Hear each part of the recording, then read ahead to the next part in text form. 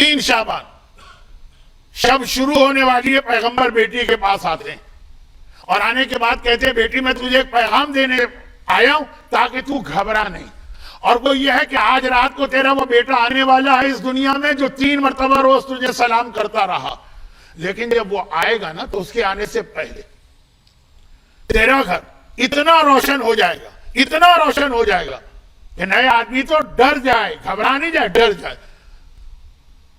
اللہ نے جنت میں حور پیدا کی ہے، لعبہ، اور وہ حور ایسی ہے جسے اللہ نے جنت میں اتنا حسن دیا ہے کہ جنت کی ساری حوریں اس کے مقابلے میں بیکار۔ یہ بیکار میرا لفظ ہے، پیغمبر کا نہیں ہے، ان کا حسن ماند پڑ جاتا۔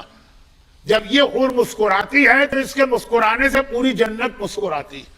اللہ نے اسے 70,000 محل دیے ہیں اور ہر محل میں 70,000 کنیزیں دی۔ اور پتہ ہے بیٹی اللہ نے اس حور کو یہ سب کیوں دیا؟ کیونکہ جب تیرا حسین اس دنیا میں آئے گا تو اس وقت تیری مدد کے لیے یہ حور آئے گی۔ وہ جو روایت آپ سنتے ہیں نا کہ شہزادی کی ولادت کے وقت 4 عورتیں آئیں اور مولا کی ولادت کے وقت 5 عورتیں آئیں، وہ نہیں آقا حسین کے لیے، تو گھبرانا نہیں۔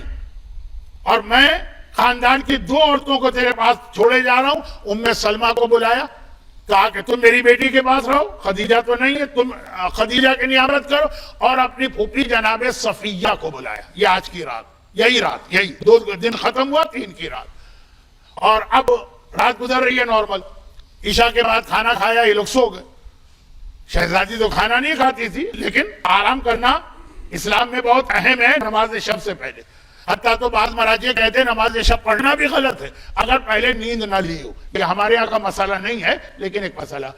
آدھی رات کے بعد یہ 3 عورتیں اٹھی، وضو کیا، نمازیں پڑھنے لگی کہ اچانک فجر سے کچھ پہلے پورا کمرہ اتنا روشن ہو گیا کہ روشنی کی وجہ سے جناب ام سلمہ بھی ڈر گئی اور جناب صفیہ بھی ڈر گئی۔ لیکن شہزادی کونین ایک تو ایسے ہی ڈر نہیں، اور پھر یہ کہ پہلے سے بابا بتا گئے۔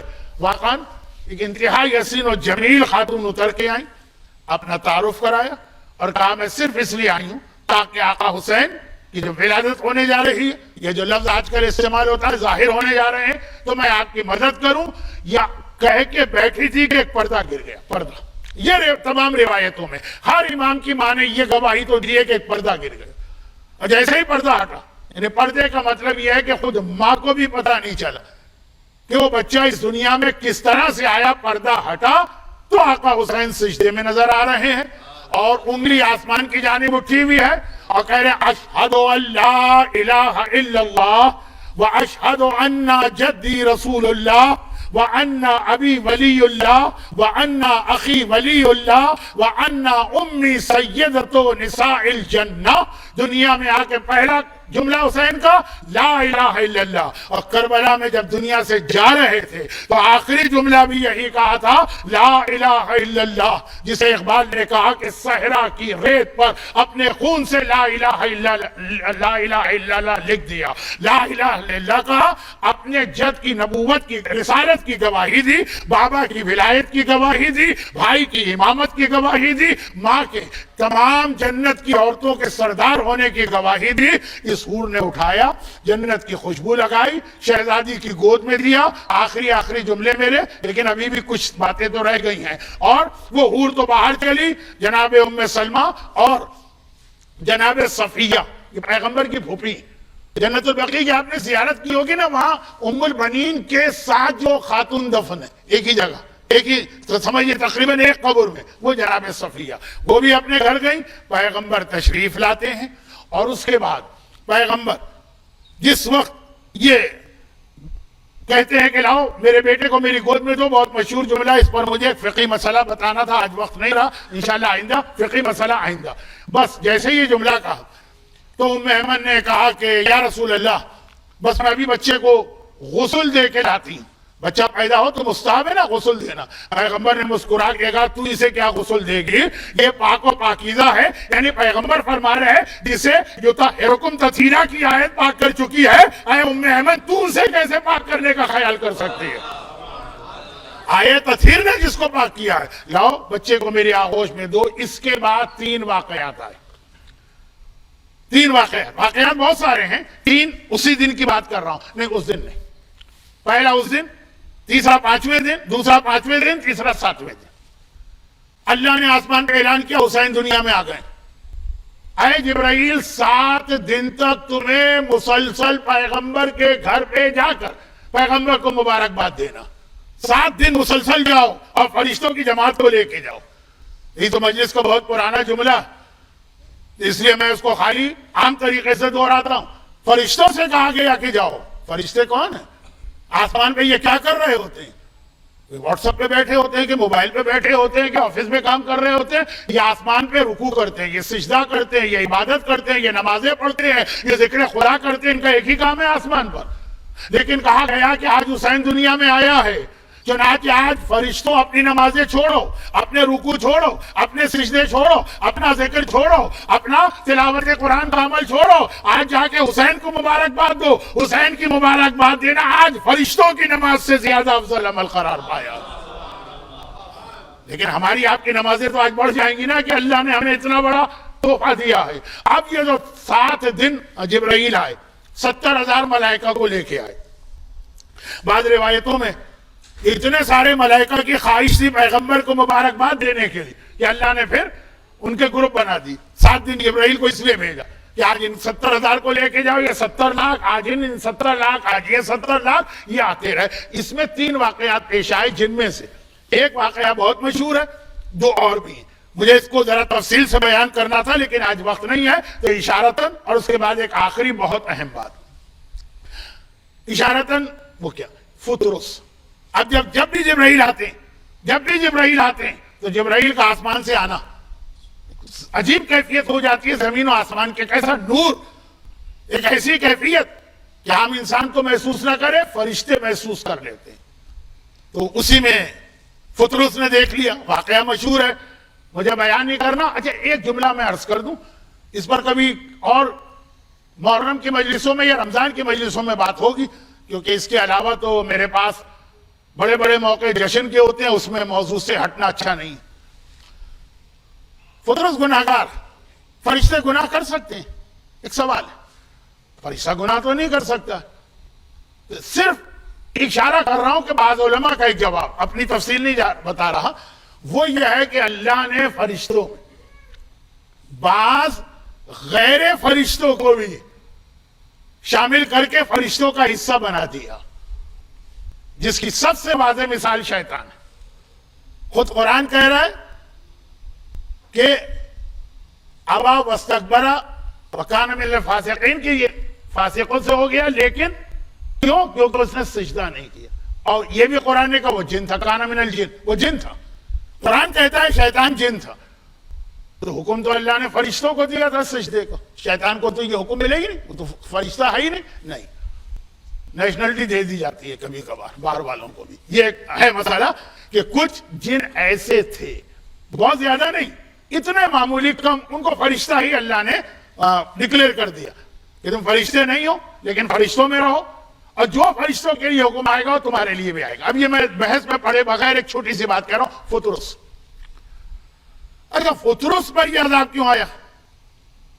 کیونکہ ہر ایک کو پتا ہے فطرس کا واقعہ پڑھ نہیں رہا ہوں، اسی لیے تو آئے نا کہ ایک دن اس نے اپنے آپ پہ فخر کر لیا.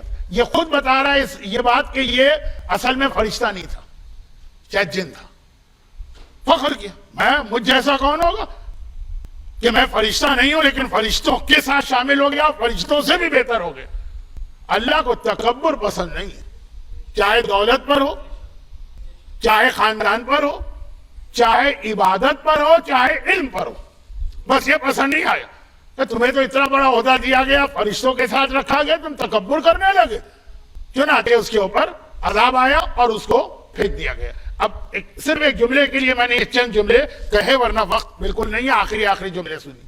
اب یہ پڑھا ہوا ہے اس جزیرے میں، آپ نے سنا ہے فطرس آیا، اور آنے کے بعد جبرائیل پیغمبر کی اجازت سے اس کے جسم کو آقا حسین کے جسم سے مس کرتے ہیں، اور بالوں پر پیدا ہوئے. جیسے ہی اس کو دوبارہ بالوں پر یعنی پر وہ ونگز ملے، وہ آسمان کی جانب اڑتا ہوا گیا اور ایک جملہ کہتا ہوا گیا، مثلی من انا عتیق الحسین. ارے مجھ جیسا آج کون ہوگا، میں تو وہ ہوں جسے حسین نے آزاد کیا. اب میرا ایک سوال، یہ علامہ ذیشان حیدر جوادی صاحب کا نکتہ تو بہت مشہور، میلبرن میں آپ نے اور کئی علماء سے سنا بھی ہوگا، لیکن میرا تو طریقہ ہے کہ میں کسی کی محنت پہ نہ چوری کرتا ہوں نہ ڈاکہ ڈالتا ہوں، بتا دیتا ہوں کہ کس کی محنت ہے۔ علامہ ذیشان دہلوی صاحب اکثر یہ جملہ ابو ظبی میں پڑھا کرتے، دودھ کا جلا چھاچ بھی پھونک پھونک کے پیتا ہے نا، اور سانپ کاٹ لے کسی کو تو وہ رسی بھی اس کو نظر آئے گی تو ڈر جاتا ہے سانپ نہ ہونا، یہ ہوتا ہے نا۔ اے جبرائیل، اے فطرس، ابھی تو نے فخر کیا، اور ابھی کا مطلب ہے کہ پتہ نہیں کتنے ہزار سال پہلے فخر کیا کہ میں مجھ جیسا کون، میں اتنا بڑا، فرشتوں کے اندر بھی تو تجھ پر اتنا عذاب آیا، اور بڑی مشکل سے تیری یہ غلطی حسین کے تصدق میں معاف ہوئی، تو دوبارہ تو وہی غلطی کرنے لگا۔ جو میں نے 2 دن پہلے مجلس میں کہا بائی پاس کا آپریشن اس لیے تو نہیں ہوتا نا کہ آپ مغز والی نہاری اور پائے اور پراٹھے کھانے لگے، ابھی تو تیری غلطی معاف ہوئی اتنی مشکل سے، فخر کی وجہ سے، اور دوبارہ تو کہنے لگا مجھ جیسا کون ہوگا۔ تو فطرس کہے گا یہ پورا جملہ تو سنو، میں نے خالی یہ نہیں کہا مجھ جیسا کون ہوگا، میں نے کہا انا عتیق الحسین، میں وہ ہوں جس سے حسین نے آزاد کیا۔ اپنی ذات پر فخر کرو تو عذاب خدا کے حقدار، اور حسین سے نسبت پہ فخر کرو تو رحمت خدا کے حقدار۔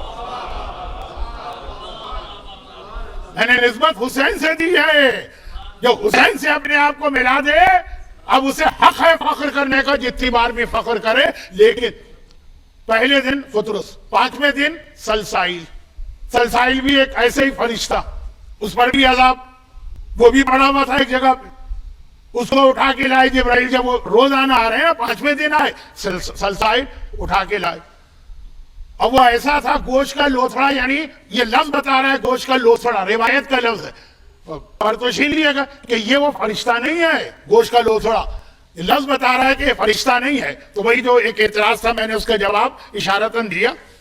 خلاصہ یہ ہے کہ پیغمبر نے کہا کہ اس کو حسین کے گہوارے سے مس کر دو، گہوارے سے مس کیا، بالوں پر پیدا ہوا وہ ہو رہا۔ 7ویں دن جو جبرائیل آئے تو دردائیل، یہ الگ الگ نام ہے، فطرس، سلسائل، دردائیل، وہ ایک فرشتہ، اس کے اوپر بھی کہیں عذاب تھا، وہ کسی جزیرے میں تھا۔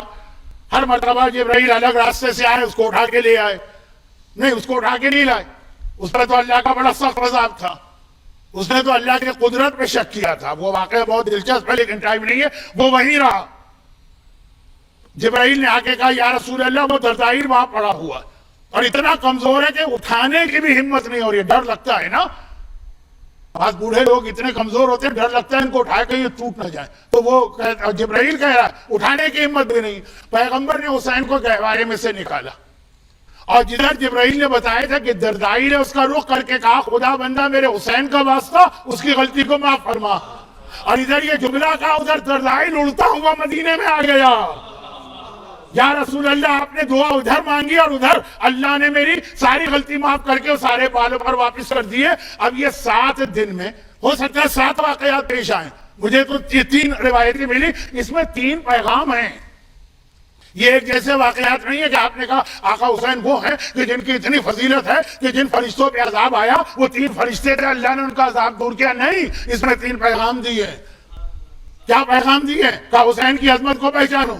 پہلا فرشتہ حسین کے جسم سے مس ہوا تو اس کے سارے گناہ معاف ہو گئے، دوسرا حسین کے جسم سے مس نہ ہوا، فقط تبرکات سے مس ہوا، وہ گہوارہ جس میں حسین ہے، حسین کا جسم نہیں ہے۔ پیغام دیا کہ خالی حسین نہیں، جو چیز حسین سے نسبت رکھے وہ تمہاری دعائیں قبول کرواتی ہے، حاجتیں پوری کرواتی ہے، چاہے وہ یہ زری ہو، چاہے وہ علم ہو، چاہے وہ تابوت ہو، چاہے وہ زلجنہ ہو، کہ جو بھی حسین کی تبرکات ہیں۔ اور تیسرا پیغام کیا تھا؟ ارے اگر تبرکات تک بھی نہیں جا سکتے، حسین تک بھی نہیں جا سکتے، تم وہاں ہو، حسین یہاں ہے، یہاں بھی حسین کے وسیلے سے دعا کرو تو سینکڑوں میل دور کا فاصلہ رکاوٹ نہیں بنے گا، جہاں یا حسین کہو گے تمہارے سارے مسئلے حل ہو جائیں گے۔